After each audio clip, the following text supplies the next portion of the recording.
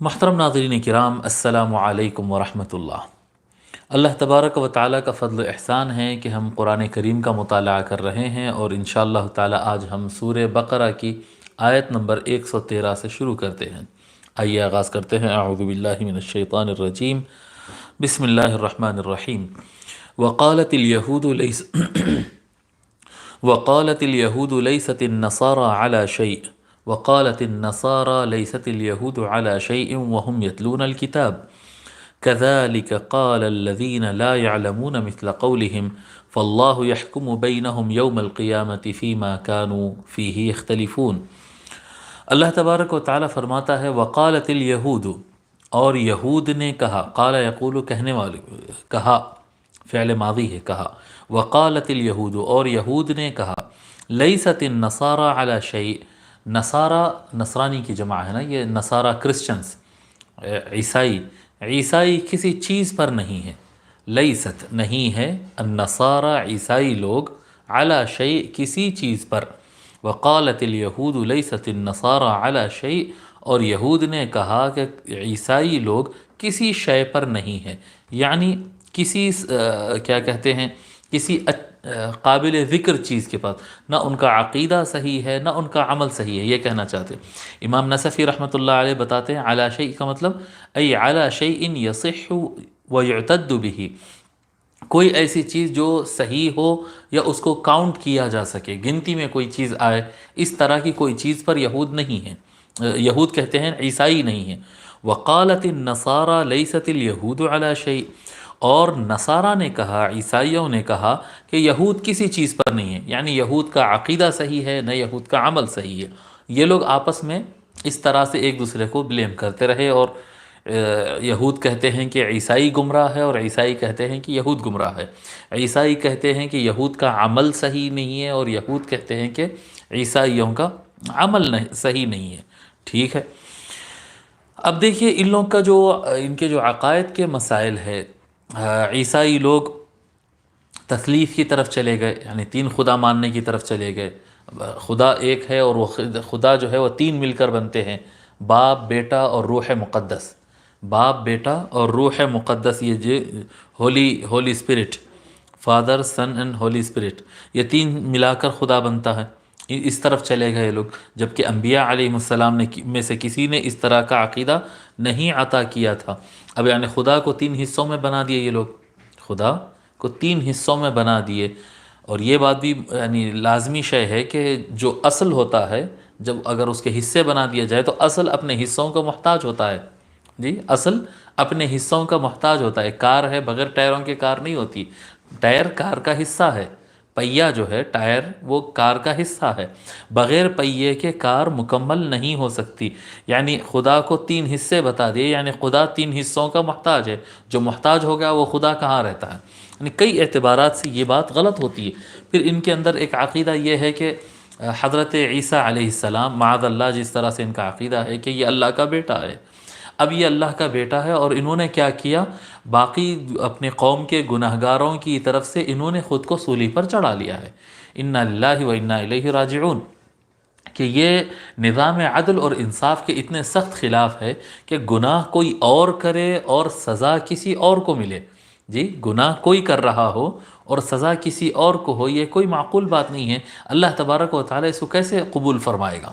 اللہ تبارک و تعالیٰ کس طرح سے اس بات سے راضی ہوگا کہ گناہ سارے لوگ کرتے رہیں گے اور حضرت عیسیٰ علیہ السلام اس کی سزا؟ اللہ تعالیٰ کسی کا بار کسی پر نہیں ڈالتا، لا تزر وازرۃ وزر اخری۔ ٹھیک ہے، اب یہودیوں کا مسئلہ جو ہے یہ تو ہو گیا عیسائیوں کی بات، یہی باتوں کو اور اس طرح کی اور باتوں کو اٹھا کر یہود کہتے ہیں کہ دیکھو عیسائی لوگ گمراہ ہے، عیسائی لوگ غلط ہے، ان کا عقیدہ اور عمل دونوں صحیح نہیں ہے۔ اب اس کے برخلاف عیسائی حضرات جواب دیتے ہیں، کرسچنز لوگ جو ہے جوز کو، یہودیوں کے بارے میں کہتے ہیں کہ بخت نصر ایک بہت بڑا بادشاہ گزرا ہے، بخت نصر بہت بڑا بادشاہ گزرا ہے، بہت یعنی تاریخ میں اس کا کافی نام آتا ہے، بڑا، اور ظلم بھی بہت کیا ہے، یعنی طاغی مزاج کا تھا، جس طرح سے فرعون اور نمرود کے نام آتے اس ٹائپ کا یہ بادشاہ تھا بخت نصر۔ اس نے کیا کیا تھا، کیا کہتے ہیں، حضرت موسیٰ علیہ السلام کی کتاب اللہ نے جو نازل فرمائی تھی تورات، تورات کو یہ ختم کر دینا چاہتا تھا، لوگ کو تورات کے عقیدے سے ہٹانے کے لیے اس نے بڑے پیمانے پر دنیا بھر میں جہاں بھی تورات کے نسخے ملتے ہیں وہ سارے نسخوں کو یکجا کر کے یہ آگ لگا دیا تھا اور اس کو ختم کر دیا تھا کہ یہ کتاب باقی نہ رہے۔ تورات جلا دیا تھا، صرف بدبختہ نصر نہیں، اس کے علاوہ اور کئی بادشاہوں میں، کیونکہ تورات میں انصاف کی بات، وہ انزلنا التوراۃ فیہ ھدی ونور، اللہ تبارک و تعالیٰ فرمائے ہم نے تورات کو نازل کیا، اس میں ہدایت ہے اور نور ہے، عدل کی، انصاف کی، مساوات کی جو بات تورات میں تھی وہ بادشاہوں کو پسند نہیں آتی تھی، ظالموں کو اللہ کی بات کیوں پسند آئے گی؟ تو انہوں نے تورات کو، جو اصل تورات تھی، اس کو بڑے پیمانے پر جلانے اور ختم کرنے کا بختہ نصر نے بھی کیا ہے اور دیگر ظالم بادشاہوں نے بھی کیا ہے۔ بحر العلوم رحمۃ اللہ علیہ فرماتے ہیں کہ اس کے جلانے کے بعد جو چیدہ چیدہ رہ گیا، لیکن باقی کتاب جس کو یہ لوگ کہتے ہیں، یہ بس ایک من گھڑت باتیں ہیں اور روایتیں ہیں، اور ان کے علماء اور ان کے احبار اور اس طرح سے لوگوں نے جو لکھ لیا ہے وہ لکھ لیا ہے جی، وہ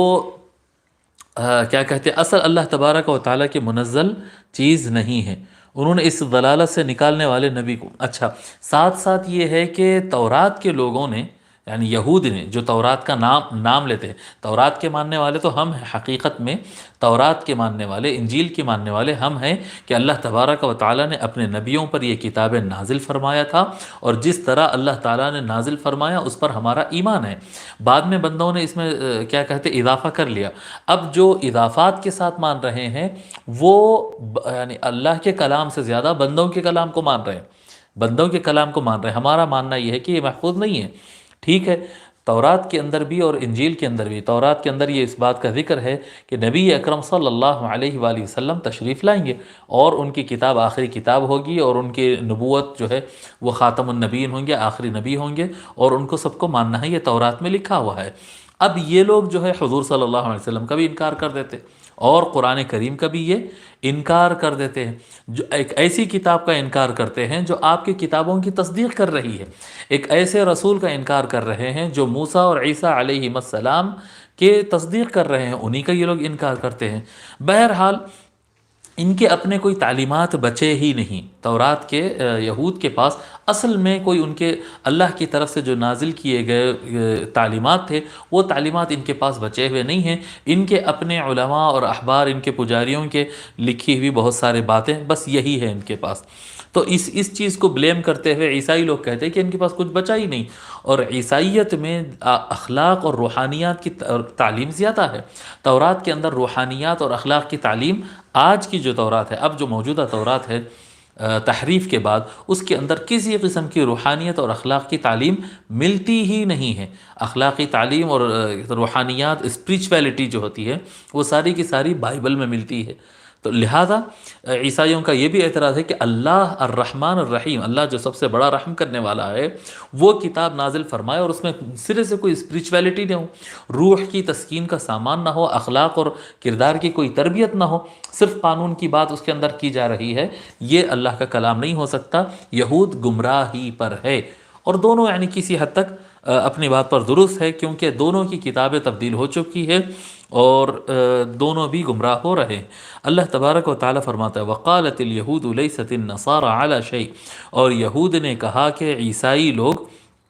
کسی صحیح عقیدے اور عمل پر نہیں ہیں۔ وقالت النصارى لیست اليہود علی شیء، اور عیسائیوں نے، کرسچنوں نے کہا کہ یہود کسی صحیح عقیدہ و عمل پر نہیں ہیں۔ وہم یتلون الکتاب، اس حالت میں کہ وہ لوگ کتاب پڑھ رہے ہیں، اس حال میں کہ ان کے پاس کتاب ہے۔ دو معنی ہو گئے یہاں پر، دو معنی لیے ہیں اسے علماء کرام۔ ایک تو وہم یتلون الکتاب،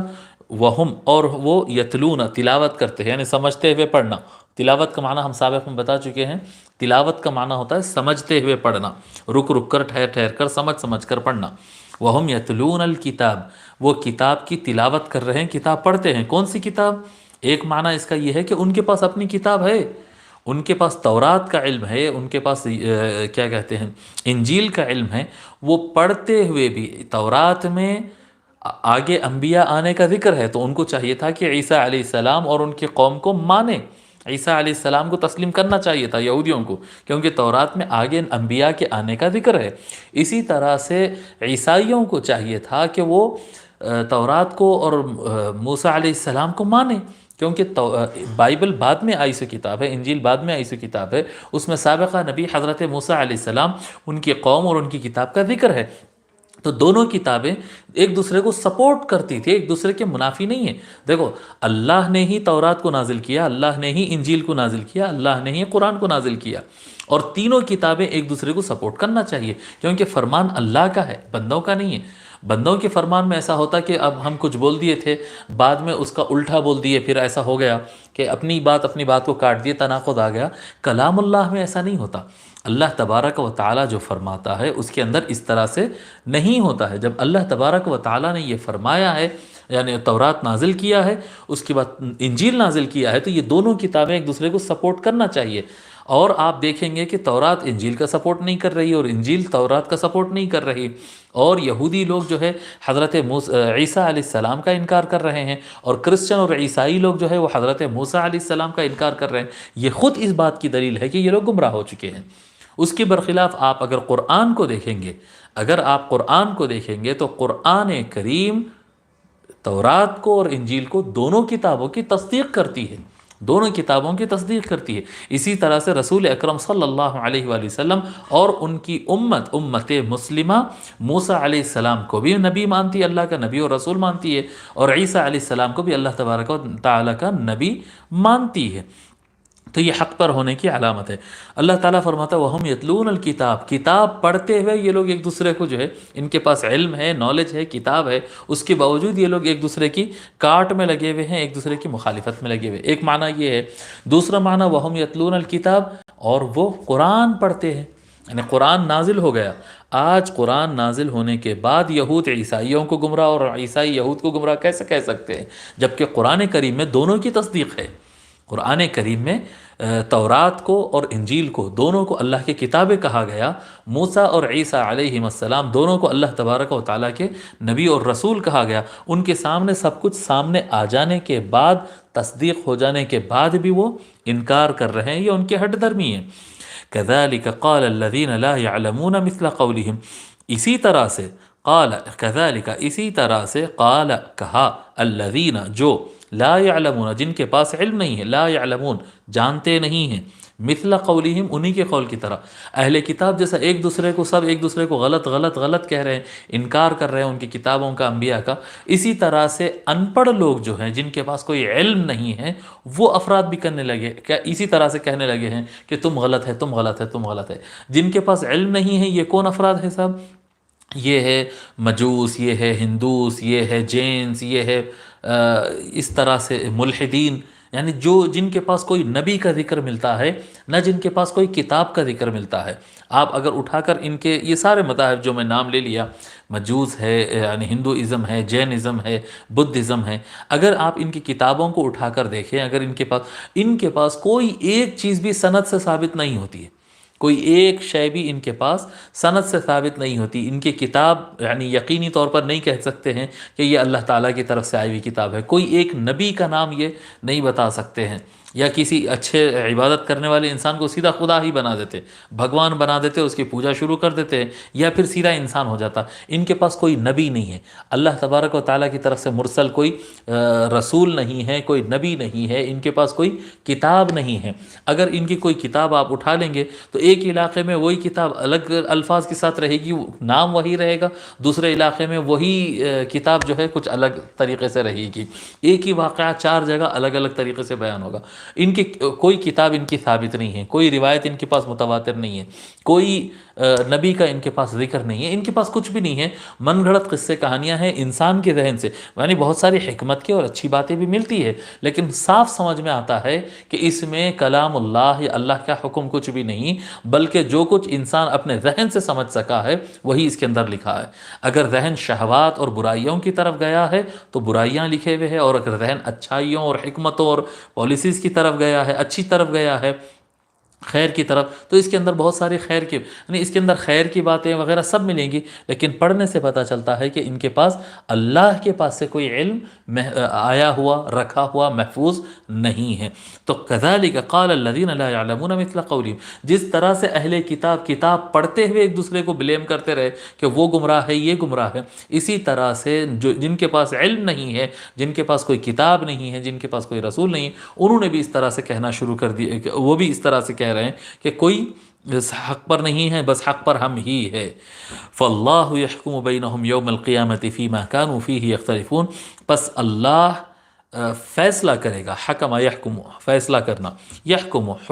فیصلہ کرتا ہے، پس اللہ فیصلہ کرتا ہے ان کے درمیان، بینہم ان کے درمیان، یوم القیامہ قیامت کے دن۔ قیامت کا معنی ہم بتا چکے تھے، قامہ یقوم اٹھ کھڑے ہونے سے ہے، یہ لوگ اپنے قبور میں سے جو اٹھ کر کھڑے ہوتے ہیں نا، اس وجہ سے اس کو قیامہ کہتے ہیں۔ فاللہ یحکم بینہم یوم القیامہ، پس اللہ تبارک و تعالی فیصلہ کرے گا ان کے درمیان اٹھ کھڑے ہونے کے دن، یعنی قیامت کے دن، فیما کانوا فیہ یختلفون، اس میں جو کچھ چیز میں وہ آپس میں اختلاف کرتے تھے، جس چیز میں وہ لوگ آپس میں اختلاف کرتے تھے، اس میں اللہ تبارک و تعالی ان کا فیصلہ کرے گا۔ یہ آیت کی تشریح کافی لمبی چوڑی، کافی بڑی تشریح کرنے کے بعد حضرت بحر العلوم محمد عبد القدیر صدیقی رحمۃ اللہ علیہ فرماتے ہیں، قرآن کی تعلیم ہے تمام آسمانی کتابوں کی تصدیق کرو۔ قرآن کی تعلیم یہ ہے کہ آسمان سے آنے والی ہر کتاب کی تصدیق کرو، تمام انبیاء کو سچا جانو، مگر دل سے لگتے لگانے والوں نے آپس میں اختلاف پیدا کر لیے۔ اپنے من سے جو لوگ بولے نا، تورات کے نام پہ کیا کہتے ہیں، اپنی طرف سے کہہ دیتے، انجیل کے نام پہ کہہ دیتے ہیں، اور کیا کہتے ہیں دیگر مذاہب کو جو لوگ انسان بیٹھ کر بنائے، ان کی وجہ سے اختلافات رہتے۔ اسی طرح سے مسلمانوں میں بھی اگر کوئی قوم، مسلمانوں میں بھی اگر کچھ علماء ایسے ہو جو جن کے ہاتھ میں قرآن ہو، لیکن وہ قرآن کو چھوڑ کر اپنے من سے، اپنے دماغ سے زیادہ بولنے لگ جائیں گے، تو دیکھنا کہ پھر اختلافات شروع ہو جائیں گے۔ جہاں پر قرآن کی بات آ جائے گی وہاں پر امت متحد ہوگی، جہاں من مانی ہوگی، دل سے بولیں گے، جیسے حضرت نے فرمایا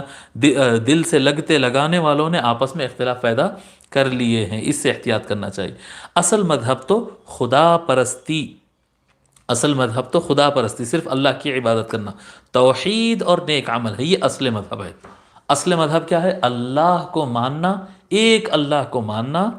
ایک خدا کو ماننا، ایک خالق کو ماننا، اور اچھے کام کرنا، جی اپنے کام اچھے رہنا، عمل اچھا رہنا، نیک رہنا، اور ایک اللہ کو ماننا، توحید کو ماننا، یہ اصل مذہب ہے، اصل دینداری یہی ہے، ایک اللہ ماننا اور کام اچھے کرنا، یہ اصل دیندار ہے، یہی خدا کا قانون ہے، اور سب کا متفق علیہ ہے، سب کا متفق علیہ، اسی کا نام اسلام ہے۔ اسلام کس کو کہتے ہیں صاحب؟ ایک اللہ کو ماننا اور عمل صالح، اچھے کام کرنا، یہ اسلام ہے، اور محمد رسول اللہ اسی کی دعوت دیتے ہیں صلی اللہ علیہ وآلہ وسلم، اور نبی اکرم صلی اللہ علیہ وسلم اسی کی طرف بلاتے ہیں، ایک اللہ کو مانو اور اعمال کو درست کرو۔ بس یہ دو چیزیں اگر مان لی جائیں، اصل میں سب کے پاس یہی تھا، تورات میں یہی تھا، انجیل میں یہی تھا، سب باقی سب جو ہے لوگ بڑھاتے چلے گئے اپنی طرف سے۔